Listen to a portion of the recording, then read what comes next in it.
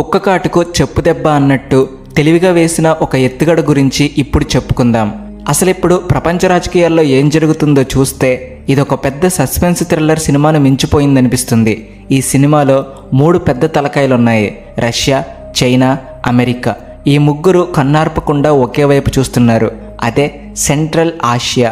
సరిగ్గా ఈ టైంలో 2025లో మన ఇండియా ఈ ముగ్గురిని బెత్తరబోయేలా ఒక దెబ్బ కొట్టింది. ఈ దెబ్బతో మొత్తం గేమ్ రూల్సే మారిపోయాయి. ఈ స్టోరీ మొత్తం తిరిగేది తజికిస్తాన్లోని ఐనీ ఎయిర్ బేస్ చుట్టూ. ఇది ఆఫ్ఘనిస్తాన్ పక్కనే ఉన్న ఒక అగ్గిపెట్టె లాంటి ప్రాంతం.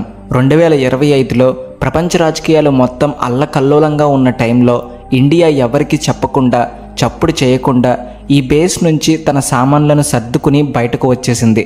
ఇది చూసి చాలామంది అయ్యో ఇండియా సెంట్రల్ ఆసియాలో ఓడిపోయింది, చైనా, పాకిస్తాన్ గెలిచాయి అని చంకలు గుద్దుకున్నారు. కానీ వాళ్ళకు తెలియనిది ఏంటంటే ఇది వెనక్కి తగ్గడం కాదు, ఇది పులి 2 అడుగులు వెనక్కి వేయడం లాంటిది. ఇది ఒక అద్భుతమైన మాస్టర్ స్ట్రోక్. ఇండియా ఖాళీ చేసిన మరుక్షణమే ఆ బేస్లోకి రష్యన్ సైన్యం వచ్చి కూర్చుంది. ఇది చూసి అమెరికాకు దిమ్మ తిరిగి మైండ్ బ్లాక్ అయింది. ఇండియా తన పాత దోస్తు రష్యా కోసం ఒక గొప్ప కోటను బహుమతిగా ఇచ్చింది. ఈ దెబ్బతో సెంట్రల్ ఆసియాలో పాగా వేయాలనుకున్న అమెరికా ప్లాన్లన్నీ బొక్కబోర్లా పడ్డాయి. తజికిస్తాన్లో ఇండియా పన్నిన ఈ చక్రవ్యూహం పుతిన్కు ప్రాణం లేచి వచ్చినట్టు చేసింది. వైట్ హౌస్ షాక్లో ఉంది. ఇండియా తన దగ్గరున్న అత్యంత విలువైన నిధిని తన స్నేహితుడి కోసం త్యాగం చేసింది. అసలు ఈ ఐనీ ఎయిర్ బేస్కు ఎందుకంత సీన్? అదొక మామూలు రన్వే కాదు, అది సెంట్రల్ ఏషియాలో ఒక స్ట్రాటజిక్ అడ్డా. ఇంకా సింపుల్గా చెప్పాలంటే అదొక పెద్ద డాబా లాంటిది. ఆ డాబా మీద కూర్చుని ఛాయ్ తాగుతూ కింద 3 దేశాల్లో ఏం జరుగుతుందో క్లియర్గా చూడొచ్చు. ఆఫ్ఘనిస్తాన్లో తాలిబన్లు ఏం చేస్తున్నారు, పాకిస్తాన్ ఏ కుట్ర పన్నుతుంది, చైనా వాడు సరిహద్దు దగ్గర ఏమైనా గీత దాటుతున్నాడా, అన్నీ కనిపెట్టొచ్చు. అందుకే ఈ బేస్ కోసం ఈ 3 పెద్ద దేశాలు కాచుకుని కూర్చున్నాయి. మరి ఇంత ముఖ్యమైన ప్లేస్లోకి ఇండియా ఎలా వెళ్ళింది? దీని వెనుక పెద్ద స్టోరీ ఉంది.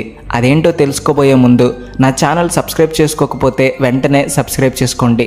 కామెంట్ సెక్షన్లో మీ దేశభక్తిని చాటుతూ జై హింద్ అని రాయడం మర్చిపోకండి. ఇక ఇప్పుడు 1990లోకి వెళ్దాం. అప్పట్లో ఆఫ్ఘనిస్తాన్లో తాలిబన్ల మొదటి గేమ్ మొదలైంది. ఆ టైంలో తాలిబన్లకు పాకిస్తాన్ ఓపెన్గా సపోర్ట్ చేసింది. అప్పుడు ఇండియాకు తాలిబన్లకు వ్యతిరేకంగా పోరాడుతున్న నార్త్ అలయన్స్ అంటే అహ్మద్ షా మసూద్ గ్రూప్కు మద్దతు ఇచ్చింది. కానీ వాళ్లకు ఆయుధాలు, మందులు ఎలా పంపాలి? మధ్యలో పాకిస్తాన్ ఉంది.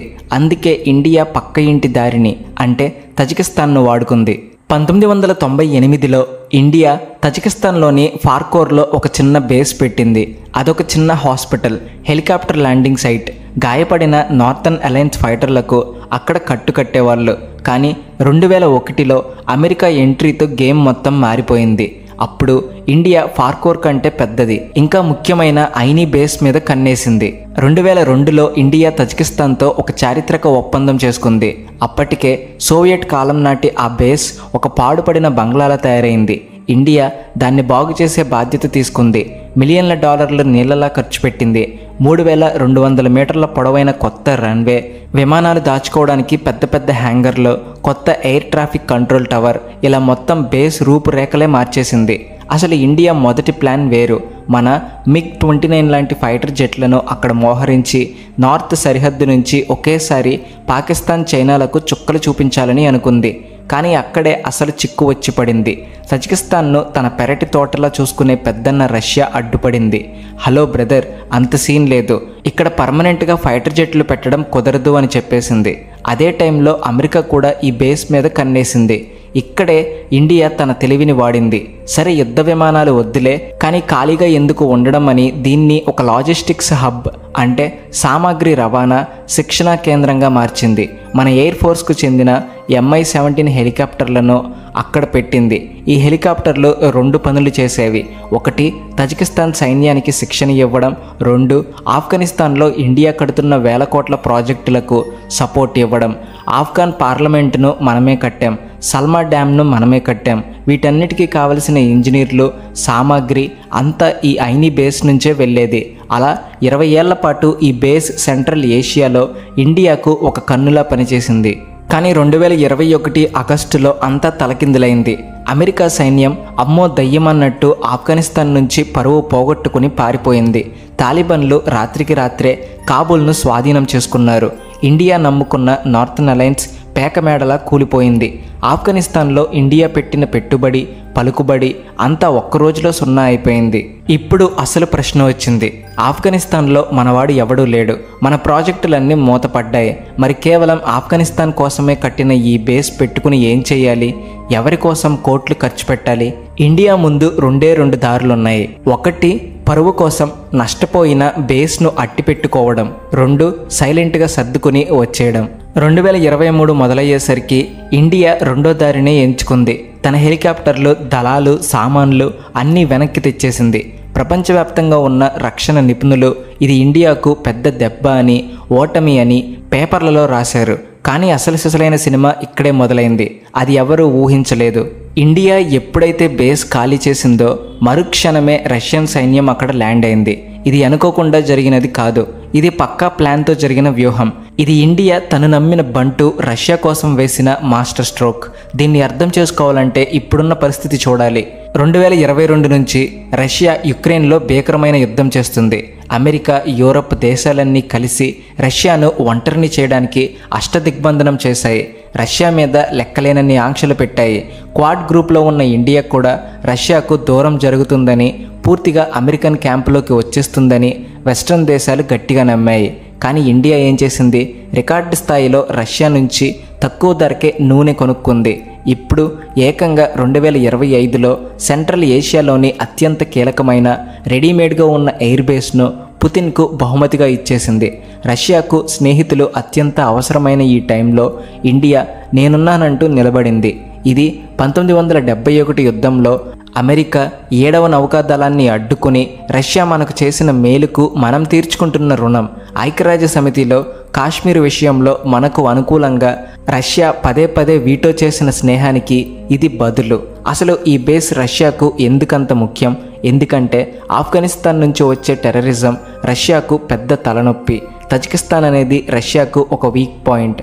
ఆఫ్ఘనిస్తాన్లో ISIS లాంటి గ్రూపులు బలపడితే ఇవి తజికిస్తాన్ మీదుగా సులభంగా రష్యాలోకి చొరబడతాయి. రష్యాకు ఇప్పటికే అక్కడ సొంత సైన్యం ఉన్నా ఇండియా కట్టిన ఈ ఐనీ బేస్ ఒక బ్రహ్మాస్త్రం లాంటిది. ఇది పూర్తిగా ఆధునికమైనది, రెడీమేడ్గా ఉంది. ఇప్పుడు రష్యా ఇక్కడ కూర్చుని 24 గంటలు కంటి మీద కునుకు లేకుండా ఆఫ్ఘనిస్తాన్ మొత్తాన్ని జల్లెడ పట్టొచ్చు.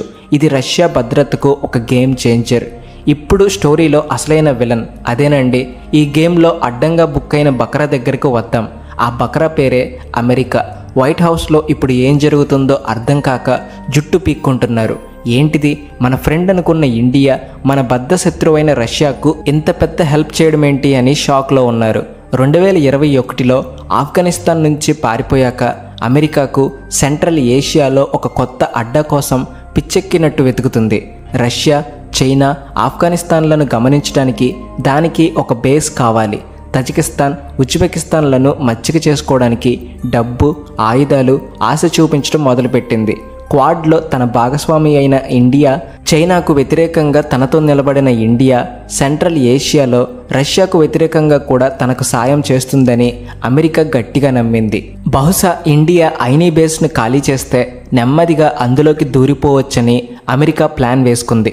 నువ్వు చైనాకు వ్యతిరేకం, నేను చైనాకు వ్యతిరేకం, మనం ఫ్రెండ్స్, కాబట్టి రష్యాకు వ్యతిరేకంగా కూడా నాకు హెల్ప్ చెయ్యి అని అడగాలనుకుంది. కానీ ఇండియా అమెరికా ఆశలన్నిటిపైన ఒక దౌత్యపరమైన సర్జికల్ స్ట్రైక్ వేసింది. బేస్ను ఖాళీ చేయడమే కాదు, అది నేరుగా తన బద్ధ శత్రువు రష్యా చేతుల్లోకి వెళ్లేలా చూసింది. ఇది అమెరికా చెంప మీద కొట్టిన పెద్ద దెబ్బ. ఇండియా ప్రపంచానికి, ముఖ్యంగా అమెరికాకు ఇచ్చిన ఒకే ఒక్క క్లియర్ మెసేజ్: మేము మీకు స్నేహితులమే కావచ్చు, కానీ మీ బానిసలం కాదు. క్వాడ్ అనేది చైనాను కంట్రోల్ చేయడానికి మాత్రమే, అంతేగాని మా పాత మిత్రుడు ఆపదలో ఆదుకున్న రష్యాను ముంచడానికి కాదు. ఇదే కొత్త భారతదేశం, ఇదే ఆత్మనిర్భర్ భారత్ విదేశాంగ విధానం. ఇండియా ఒకే దెబ్బకు 2 పిట్టలను కొట్టింది. ఒకవైపు రష్యాతో తన స్నేహాన్ని రాబోయే దశాబ్దాలకు సిమెంట్ వేసి పక్కా చేసుకుంది. దీనికి బదులుగా మనకు రక్షణ, ఇంధనం, అంతరిక్ష రంగాల్లో రష్యా నుంచి ఊహించని సాయం దొరుకుతుంది. రెండో వైపు అమెరికాకు తన హద్దులేంటో గుర్తు చేసింది. గేమ్ మాది, రూల్స్ కూడా మావే అని చెప్పకనే చెప్పింది. కాబట్టి బయటకు ఇది ఓటమిలా, వెనుకడుగులా కనిపించినా తెర వెనుక జరిగింది మాత్రం అతిపెద్ద స్ట్రాటజిక్ సక్సెస్.